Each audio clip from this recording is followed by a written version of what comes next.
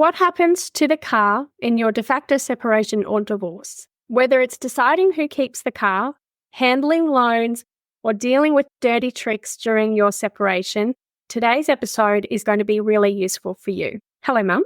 Hello, Laura. Today we're going to be exploring kind of 8 areas. We're going to be going into ownership versus registration and what that means for people. Practical tips for temporary arrangements, because let's face it, not everybody is at the end of their divorce and divvying up property. Safety in cars is a lot of things people don't really think about in the early stages when it comes to their safety. So we're going to run through a really great list for you to just double check. Long term, who keeps the car? We're going to talk about how that gets decided. We're then going to discuss debts and loans and what happens there. We're going to talk about just property settlement in general with cars, and if you need to get it valued, how that happens, and then some legal and emotional considerations that you might not have thought of. But before we start, I just want to point out to everybody that this is just general education. This isn't legal advice, and everybody's situation is different. If you're in a different country, some of the tips at the beginning are going to help, the safety in particular, but some of the other things may be different in your country. So let's get to the jingle and let's get started. Hello, I'm Laura Furiosi, divorced mother of 3, and I'm here with my mother, Lynette Galvin, with 35 years' experience in family law. You're listening to the Divorce Course podcast. Through our candid discussions, we hope to help you through your divorce or de facto separation. We will be answering the most commonly asked questions and covering the stages and steps that you will face on your way to freedom. Let's get right to the beginning. To anyone who's sitting down and they're like, all the cars are in my ex's name, or all the cars are in my name. So what's the difference between ownership and registration when it comes to breaking up? It's a really tricky one because sometimes the cars are owned by a company as well, or a business. And so if you're sitting there and you say, I need a car for the immediate future, what's going to happen? So talk about the court a little bit. If you read how the court would view it, if they threaten you with anything, you've got some defence then. So it generally doesn't matter in whose name the car is. But if you're going to take a car that's in the registered in the other person's name, that's fine. But there are some inherent risks, such as if it's being repaid by a loan, the other person might stop paying the loan and you won't know because they'll get the notices. Sometimes I think if the car's in your name, go right ahead. Take it, use it, and you can sort it out later. So the family court has the power to move ownership of properties between parties. Where you can come unstuck is if it belongs to a company. And I would say anyone who's got the cars that are available to them are in a company. They need to go and get some legal advice about that. So let's just unpack that a little bit. So basically you're saying it doesn't matter to the family court whose name the car is in, unless it's the business's name, because then that's not part of the marriage. But in that moment, that the courts can transfer that ownership to somebody else. So during the temporary arrangements, if it's not in your name, can you still drive it? Yes, usually you can. So subject to, of course, this is general education, but people generally help themselves to a car. It's what they need. If you've got to get the kids to school or you've got to drive to work, take one of the cars. Most families have two cars. If you've got 2 cars, then that's easy. You just one car each. If you've got a manipulative and controlling person and they say both cars are in my name, so you can't have any of them because that's stealing or whatever, and you're in Australia and you're trying to get your kids to school, is that necessarily true? Look, the police have different views to the family court, and with all due respect to the police, a lot of what they say is wrong about the family court. But what I recommend to my clients is to ring the local police and say, I'm a person escaping violence or I'm leaving the house. The car is registered in the other person's name, but it's part of a property settlement. So if they report it stolen, you can just note this down somewhere. And so if it's part of the property settlement and you're getting property settlement and you're going through breaking up, then in that temporary short term, it's okay. What about during the temporary short term, like registrations, insurance and repairs and stuff? like, what happens in that bit? Because that isn't a messy bit, let's be honest. It is. Look, and that's why I think, Laura, we've got 8 topics to talk about today, because cars are like a big headache for people. Yeah. So if it's in your name, no problem. We're not going to talk about that. You just run that as normal. Okay. But still listen to the next safety issues. But yeah, keep going. Sorry. Oh, yes. No, but I don't mean there's nothing left for you to hear here. But if the car's in another person's name and you take it, if it's in your ex's name and you take it, then sometimes you might not get the rego notices, the registration notices. You might not know when the repayments are due. You might not know if the insurance is paid. So you really are trusting your ex to communicate with you about these things and not leave you driving around in an unregistered car, which is illegal. So we've done a great episode on income, expenditures and savings where in the short term during your divorce. Go and listen to that episode because that really gets into the nitty gritty of who pays what and what where. If you've got a amicable breakup, then you can share those expenses if you want, or you could say, okay, well, I'll pay for this car, you pay for that car. If they've got all the money and it's amicable, can you pay for it till we have property settlement?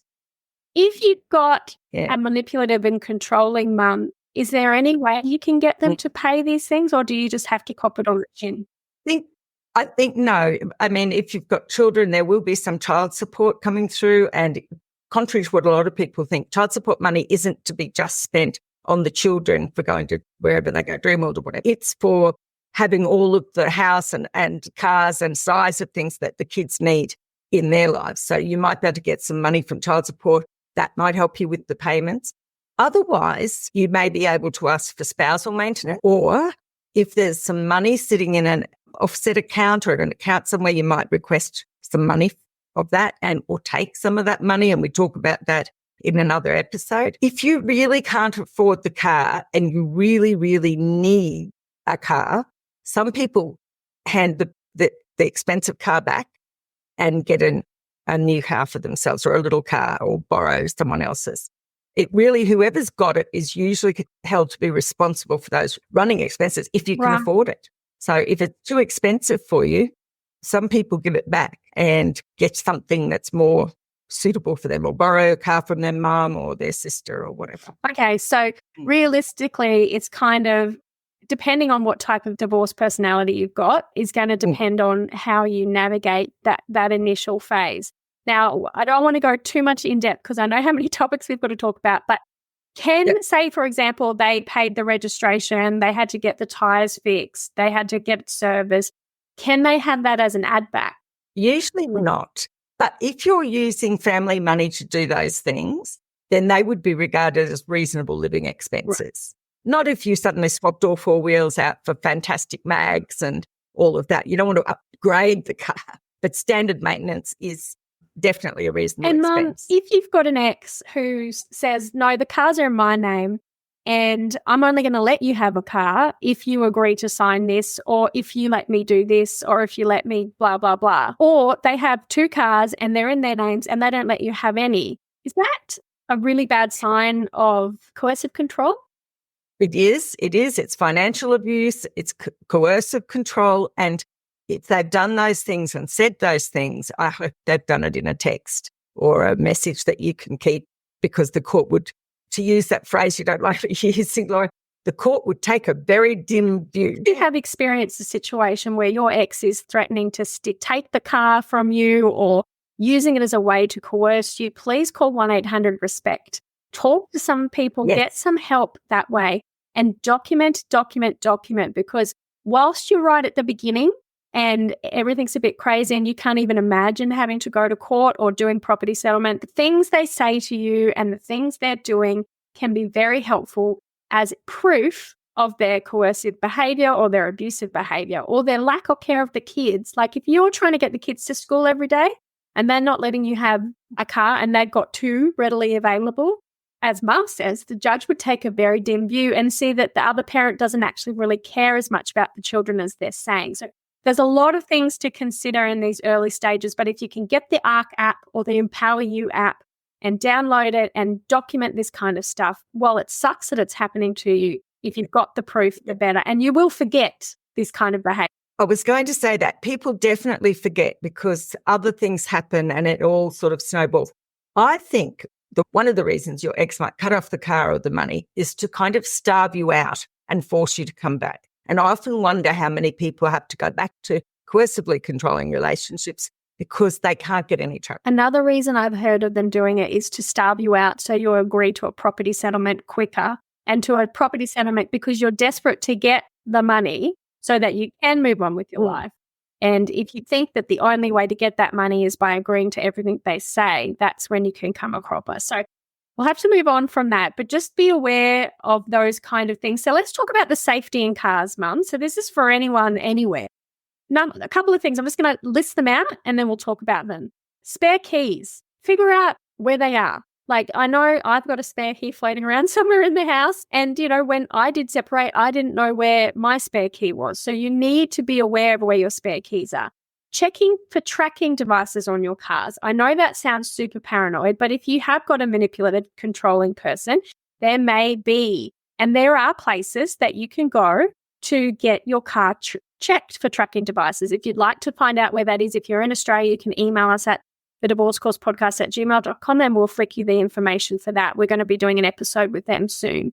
Toll accounts, looking for unusual activity, but also just looking at your toll account. If you've got a shared account, they'll be able to know whenever you drove through the tunnel or where you're off to. So be mindful of those little things you put on the dashboard. Get a new one. Keeping number plates updated, Mum, we've talked about that already. So did you want to say anything about those first before we talk about the common dirty tricks as well? I think with the keys, in addition to knowing where the spare key is, make sure they haven't been able to go and get a separate key made. And so you think you've got all the keys, they still have one. And the only tried and true method that I know of that anyone can do is go out and buy one of those things called a club lock that goes on your steering wheel, you lock it, and you've got the keys. So they can get in to the car, but and they may be able to turn the car on, but they won't be able to steer it. And I think that's saved a lot of people. It's a reasonably inexpensive solution. And you'll find that at most of like the super cheap and all those sort of things, the ones for so cars. club lock. If you feel like your ex is the type that's going to follow you somewhere, take and steal a car while you're at the shopping centre, club lock, or even if you're at your house, club lock, club lock, club lock. Yeah, absolutely. And of course, your cameras, right? Your front and back and side cameras around the vehicle, because they'll often do things like steal the hood ornament if it's a fancy car, or scratch it or let tires down. So you need cameras that can see into those sort of places, or always park in CCTV areas. Perfect. Okay. Yeah. So the common dirty tricks, Mum, that we've heard of is, like you've already mentioned, reporting you to the police saying that you've stolen their car because it's not in your name. So, Mum, the way you've said to do that, to counteract that, is let the police know in advance that you're going through a divorce and it's a bit messy. Yeah? Yes. Okay. Yes. And you can even put it in the ARC app so that it's a reminder for you, because that's what they recognise. Right. Okay. Oh, Laura, there was one other tracking thing I don't know that we've talked about, and that is if you've got one of those cars that is connected to whatever it, BMW, yes, and they both have access to it. They know a lot about you. Yes. Yeah, so there's a lot of security features on the really expensive cars. And yes, Mum, you're right, there's apps, etc. So if you can get the dealership to disable it for you, that's one way to do it. But just simple tracking devices. And I don't want to freak people out, but that is happening more and more frequently because air tags and things like that are so easy to find and buy and stick on. That's so right. little. Yep, that's right. So, Mum, the dirty tricks. So reporting you to the police for stealing their car. And I know people get worried about getting in trouble, doing the wrong thing, particularly people who come out of coercive controlling relationships. It's heightened worry. But that is a great way to protect yourself whilst you're going through property settlement. Cancelling the insurance without informing you, refusing to renew the registration, selling the car cheaply without your consent. What happens if they do that? Well, if they get it, if they've got possession of it and they flog it off, to use an old expression, they sell it. And they sell it cheap, and they've sold it to a mate and they'll get it back after the divorce.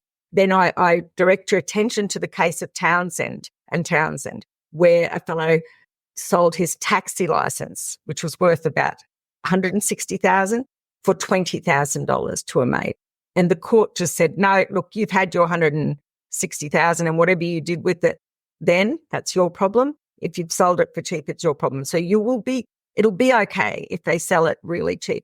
Where you get stuck or come unstuck sometimes is if you've got a kind of a vintage car or a classic car and they have values, especially if they've been done up, beyond what you would think. Mm-hmm. So you can get an old Falcon that's worth $60,000, but you might not know that. You need to do some research. So be mindful of what kind of cars. Take lots of photos. I'm going to talk about valuations a little bit later. Okay. And we talked about them using the car as leverage in negotiations. What about repossessions? Yeah. I've heard this a lot where they haven't paid and then some tow truck guy turns up and just starts taking the car. What happens in that situation? I've had a couple where they've done it in front of the kids as well. It's terrible. And it's all very well for the court to take a dim view after the event, but how do you prevent that sort of stuff? I don't know. It is a dirty trick though. If they've got control of the repayments and they stop making the payments, even if they're told you they have, they can let someone repossess the car, which is a way of adding to your stress, punishing you. And I don't know how you fix it. I think I would be checking every week with them, with the financier. Make sure that's been paid, or every month or whatever. Just double check every month, ring up and they can tell you. If they won't tell you because it's not your car, then I don't know what we can do. It's silly to think you put a wheel clamp on your car every time. I guess, and we talk about a lot of this in the course, where you really in this first stage need to get your head around what needs to be paid, all of the things that are done, because you need to be across it. And I guess if you can find a way to be across it, even if you can't afford to pay it yourself, at least you know it's coming. And like you said, Mum, yes, the court will look at these people and think they're absolute jerks, and it will not reflect well on them in court. So documenting it is really your own defense and being aware that it's coming, sadly. I think one of the other ways is in those early stages while things are sort of sorting out, because you'll be able to, if you've got a lawyer, they can write and get the other side's undertaking that you are able to drive the car or whatever, if it's registered in someone else's name. But another way of doing it is just don't be predictable.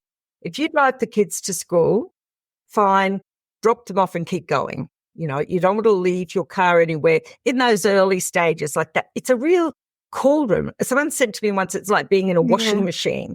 That those first few weeks are really hard. But there are people that dodge repossession for normal reasons. So I guess you just take their tactics and just don't go to predictable places, because I guess they have to find you to take the car, which is horrible. It's just horrible. But anyway, moving on. The lucky thing is that's short term. So let's talk long term. So once the people who are listening who are in this short term phase, they're going to get to this bit eventually, and there may be listeners who are at this bit now. How does the court deal with cars? Let's just pretend no one's ever listened to any episode or done any of our course. Okay.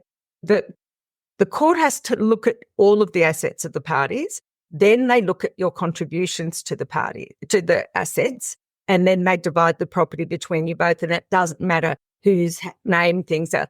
As anyone who's seen a friend get maybe a house transferred to them as part of a property settlement, clearly there would have been two names on that deed, but the court can just work around it. With cars, though, because they're not often a massive asset to be on with, a lot of them have loans, the court will look at the equity in those vehicles and they go into the property pool. So if you've got a $40,000 car you owe, let's say $30,000, then that $40,000 car is worth $10,000 in the pool. And that's so how basically what they do is they don't even look at it as a car. They just go, oh, there's $10,000 worth of money in that car. That goes in the property pool. And there's $20,000 in that car. That goes in the property pool. And then we'll divide the property pool whatever way. You can go and listen to another episode that we've done. You can learn about property settlement, and I'll put some of those links there. Yeah. But so then they just divide it up. And then what? Do you have to sell the car or do you get to keep it? Yes, so that's a decision that's made usually before the hearing. So when I was talking before about deciding if you can't afford that car, you might want to get rid of it, give it back to them earlier. I think more often than not, the car that you've got at the time of the trial tends to be the car that you keep in property settlement. But, you know, there are times where you just can't afford to keep that, or it's on a novated lease, or it's, you know, and you don't want that car. If you think the car ultimately has to be sold so that you can get a smaller car, that's something you can agree with your ex if it's in joint name. If it's in your sole name, you can sell it as long as it's not going to be the whole property pool that you're getting rid of. And then you can buy a smaller car. And the court would look at that as reasonable arrangements and a reasonable expense and, you know, updating. And Gollings and Scott said you don't have to go into suspended animation after separation. So you live your life. Just a reminder, go and see a lawyer to discuss your particular situation, because every situation is different before you go and sell or buy or anything like that. And Mum, when you mentioned Gollings and Scott, you're talking about that really important case, which I think you've done a video on Patreon if anyone's interested. I think you've also done one on Townsend and Townsend. So you can go and listen to that on Patreon. But so basically, Mum, the cars are just treated as money. Stuff. It's not treated as like, because I did, you know, as a child, you'd think you'd go, one car for you and one car for you and you get that. But no, I guess if you're not a car person, you're not particularly going to care. Can that be used? Can you use that to your advantage in some way? You're invited to our free webinar. Whether you're stuck at the beginning of deciding to divorce or you're struggling to find your way through the legal jargon and fear of the unknown of the legal process, we are here to empower you to take control. Join us to learn what steps you can take, followed by a live Q&A where you get Lynn, my amazing mum, and family law accredited specialist to answer your question. All you have to do is go to www.thedivorcecourse.com.au and click on Reserve My Seat. We'll see you there. Hurry, spaces are limited, so don't miss out. Register today. If you don't particularly care which car you get, then you've just removed one of their potential levers that they can manipulate you with. You can go, I genuinely don't care. Whichever one you don't want, give me one. But if my car's going to be worth less than yours, there will be ultimately a tallying up, and there might be more money coming your way or more of the other property coming your way, because you've got the cheaper car. And I guess if you're in mediation and you really desperately want something and they really desperately want the car that you have, you can use that as a negotiating tool, I guess. Yeah. So the court will then decide who gets what. If those cars are still in both in your ex's name, does the court order sort that out, or is it always going to be in your ex's name even after? The court has the power to order that one person transfers something to the other person. Okay. So it gets a bit murky if it's registered in the name of a company, but individuals, they just make an order on the person to transfer it over. And if they won't transfer it over, there'll usually be an order under 106A of the Family Law Act that says the registrar can sign the transfer documents for you if your ex won't. You just have to file an affidavit about what. And then you just go into the transit authority in your state and give them your court order. And they sign it across and change it over for you. And the beauty of having a court order is you don't have to pay stamp duty to change the name. Section 90, Family Law Act. Yes. So, Maybe it's only $200, I think, but still. Depends what type of car it is. There was all these different, how many cylinders and all sorts of things. Yeah. Oh, really? Yeah. Oh, okay. I was like, what? And then I went, you said, you don't have to do stamp duty because it's, and I was like, phew. Okay. So debts and loans, Mum. Let's talk about that then. Car loans and leases. What happens? Like, I know you talked about saying they looked at it and they said there was only 10 grand in the car, even though it's worth 40. So what happens to the debt? And the $30,000 debt would either be paid out of cash and then you're suddenly getting a $40,000 thing rather than a $10,000 thing, or the court may order for you to take over the loan, refinance it. It might be attached to the house loan as a mortgage. So just the way the court divides up assets, they also make consequential orders about how the debts go and who pays what. Yeah. So mostly the most common ones I've seen, the house court can just work around it. With cars sold and the proceeds, pay both cars out, and then each of you takes the car at their value, say 40 and whatever, and then it goes from there. Or They can allow a person to continue to pay out a joint loan, but that's a lot less often, and it's fraught with danger. And I think it applies Section 81, which says that the court's got to finalise relationships between you both. So generally, you'll know in the early stages if the car has to be sold, and you can be preparing for ultimate trial. I mean, some people go to court over cars in the early stages because there's just no out. Yeah. So What about leases? What's leases? Yeah. So that's a really different one. And often, if any of our listeners are going through this and a car's in a lease, you may have got the response from the other side when you talk about the car and they go, oh, but that's on a lease. It's got no value. And on paper, that's how a car on lease looks. Like at the end of the time, you hand the car back and you've got nothing to show for all of your payments. That's the technical thing of a lease. Yes, I can see your face because people don't realize that's actually the total. That's how a lease works. However, most people, when they get to the end of the lease, then there's a balloon payment at the end of a small figure, which takes into account all of your rent payments. And if you pay that money, then you get full possession of the vehicle. So leases are used as a way of creating a tax deductible, I think, payments for a business. Yeah. And when at the end, so what the value of that car really is, you have a look at it. I look at it on Redbook, whatever. And then you would say the balloon payment is this, or find out what it is. And therefore this car's worth that much to you. And it depends where you are along the lease. There's 2 and 3 and 4 year leases. And if it's just been bought and just leased, not bought, but just leased, it may not have any All right. value. So you need to put your detective hat on and do some detective work, or your lawyer does, to figure out what the value would be. So that's a good tip. Okay. You can look up the PR, I think it is. And it's one where you look up, I can't Personal remember. number. The PPSR is a national online database that records security interests in personal property, which can include debts. Yes. Okay. So what can they do with that? Well, if they look it up and get a printout from that, then it should tell them roughly what the mortgage, what the debt is, or at least if there is one, or if there isn't one. So that's your detective hat comment. I'll pop that in the links in the show notes. What if they bought the car before the marriage or the de facto relationship?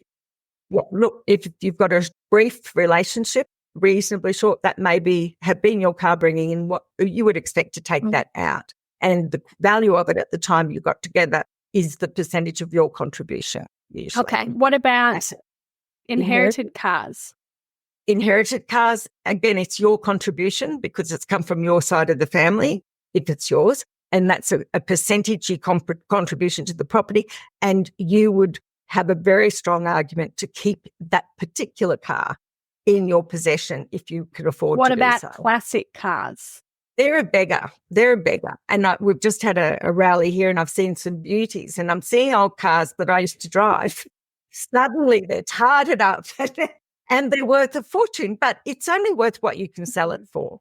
So go on in Australia, I think go on and look at, is there Shannon's is very interested in classic cars, and just go on to enthusiast sites. There's probably a Tirana club.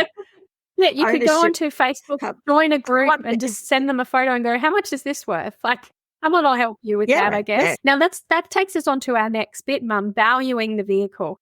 Now, that needs to happen in a property settlement, doesn't it? Well, only if you can't agree. If you both agree and say, look, that car's around about, I reckon it's worth 6. And they say, I reckon it's worth 8. And well, how about we agree on 7 and save the cost of the valuation? And let's not argue that any further. So most people can agree on the value of cars.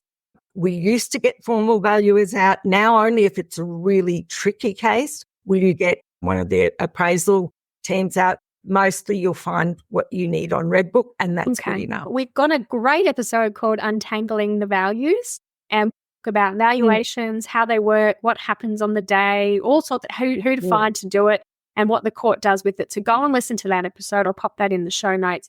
Mum, I forgot. What if you've got older kids learning to drive and they've got a car, like a little run around or something? How does that get, or does that just get kept separate? Oh, it depends how awful that parent is. Lots of people buy their 16, 17, 18-year-old a little car to run around in. maybe it's a bomb, or maybe it's something that's safe, safety yellow. I used to give all your kids a safety yellow car. With spiders in the roof. And everyone, and mushrooms in the I've footwell. never had an accident. I just No, you did. trashed a lot of things when I parked. But yes. Yes. So a lot of people do that, particularly because kids aren't old enough to own a car until they're 18. So if they're learning to drive or whatever. And normally, if you say that is our son's car, we've agreed that's their car, most people will transfer that to the child, agree to transfer it to the child. If someone suddenly has a lapse of memory and goes, no, I don't remember that, it's going in the pool, well, it goes in. But I'd suggest to our listeners, maybe consider making it a separate part of the property pool, because it's something that you've promised your child, and the refusal to transfer it to the child may also be useful evidence of coercive control and financial control. Okay, so on that, is there one more thing you wanted to say about that? There is one more thing I wanted to say. I get stressed when I get onto Red Book, which is acceptable for valuations now, because you might know the year, you might know the make, you might know the model, and then you get into all this stuff like how many Ks is it done, how many horsepower, like you were saying, it's all great. Don't panic about that. What my tactic is, I go middle of the road with all of it, and I also put that it's in reasonable condition rather than poor or wonderful condition.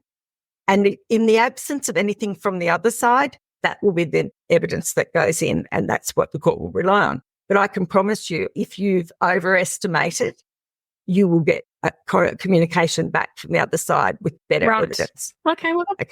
And the difference between moderate and high values is not really as much as people think. You can put all the bells and whistles on a car, in my experience, and it still is only worth one that hasn't got all of those bells and whistles, or not much difference. It just means it'll sell fast. The last thing we're going to talk about, Mum, is protecting yourself legally and emotionally. And again, we're saying go and see a lawyer to discuss all of this. If you can't afford one, go and see community legal services to help you, or ring out to get some support. One of the things people should do, particularly if they're manipulative controlling, or they've got a high conflict ex who's going to argue over the car or make stuff up, document the state of the car. Go through, take photos, videos, whatever, especially if you're giving them a car and you're keeping a car. Videos, photos, so that in case they trash it or say it's worth nothing. Have you seen that happen before? Oh, my word, I have. And I've seen a case where a person was ordered to give a car to another person, and I don't know how they managed to do it, but they got it outside the front of their house and there was no engine. And so that was an immediate dash back to court. And now, as a result of that, the court orders will normally say in good order and in good condition and running order. But yes, video it so that you've got your protection, of how it was when you handed it over. And when you get it back, if it's been trashed, if they do hand one to you, you may have to look through your old photos and try and find a picture.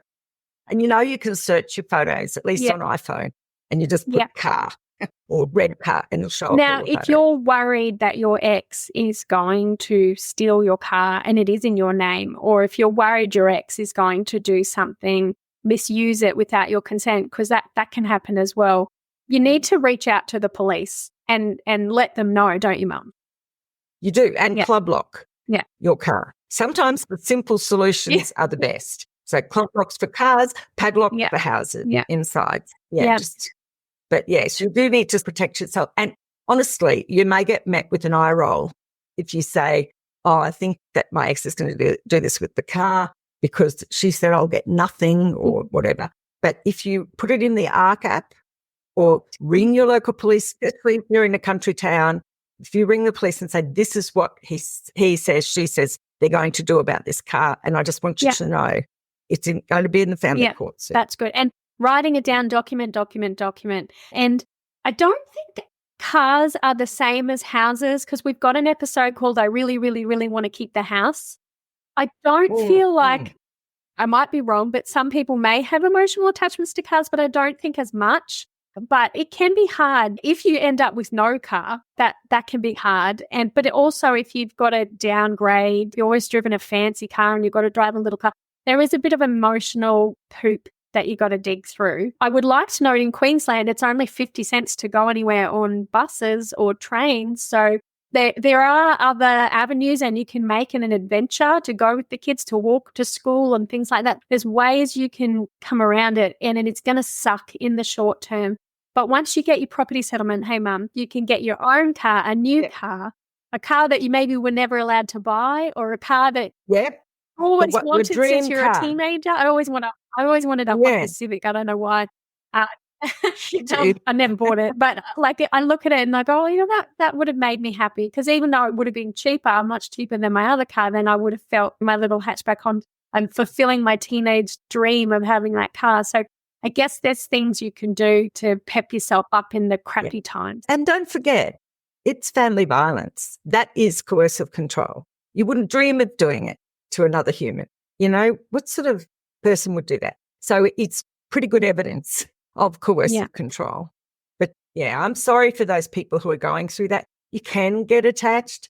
I read a lot of the Number One Ladies Detective Agency, Alexandra McCall, and Mara Motsway. She's from Botswana. She loves her tiny white van and it barely survives. But I haven't seen, most people aren't that attached. And if you are, go and look at some other ones that you might be able to get. And it's just like looking at houses, looking at different places you might live in, and you can get a different perspective. Oh, well, it's not as fancy, but geez, it's easier to park. And you could pinkify it. That's what I would do. I'd go buy pink car seats and just so anyway.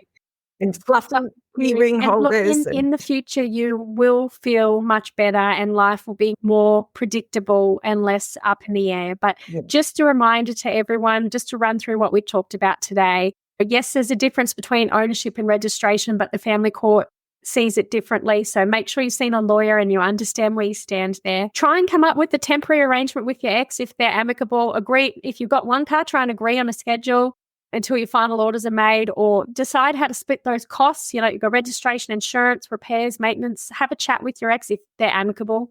Otherwise, have a backup plan. Have a what if this happens. So when it does happen, you're not sitting on the side of the road bawling your eyes out. Find out when your rego's due. Find out when all of that's due. Write it down. That's what we talk about in the course, but you really need to get yourself set up for your new normal. That's what the module's called. Protect yourself by knowing where your spare keys are. If you don't know where they are, get a club lock. Check for tracking devices. Monitor your toll accounts to check for unusual activity. Change your toll account so they don't know when you're going through tunnels if you've got a stalker. Definitely be aware of if they sell the car. Make sure you've documented what type of car it was so that can be added back if they sold it cheaply. Check that if they're paying the loan. Do your little detective work with that personal debt website. Have a look at long term. Do you need to keep the car? What are your financial needs? All of that sort of stuff. And then look at the debts and loans. Be aware of how cars in property settlement are dealt with. If you want more in-depth information about property settlement, go and listen to our other episodes. If you want to learn how to value the vehicle, go and listen to our Untangling the Value episode. And when it comes down to it, a car is just a car. Yes, you need it to do the mum runs or the dad runs or the get to work, but there are other solutions. I know so many people who don't have a car. So in the end, you'll be okay, car or no car. But it is good to have an idea of what's happening. Yeah. In the overall scheme of things, I would say to people that you really don't need to die in a ditch over a particular car. It's important if you need a car for living, yes, you can fight for that, go to court, get an order that you be given that car. But if you can let it go, let it slide, just make sure you've got, exactly what it was. Even if you just take a video from the outside of the car in a drive-by, whatever, and then see if you can let it go, because it's not the big issue here. But it is a question we get asked a lot, so I thought we'd pop it in. Main point I want to get across to people, and the one I worry about the most, is when their ex is manipulating them to sign a consent order or sign financial agreements. Otherwise, I'll take away your car. I heard a horrible one recently where someone was saying if you didn't withdraw the DB proceedings, they were going to take their car away. That happens a lot as well. So don't let them use cars as a way to manipulate you. Educate yourself, find out where you stand, and get a club lock. Thank you so much for your time today, and we'll see you next week. All the best, everyone. Take Bye, care, Laura. everyone. See Bye. ya. If you found this podcast helpful, we'd love it if you could rate, review and subscribe. By doing so, you are spreading the word to help someone else just like you. Lynn would like to remind you that this podcast is general advice only, and you should always get legal advice in relation to your particular situation. And remember that the Australian laws may have changed since recording.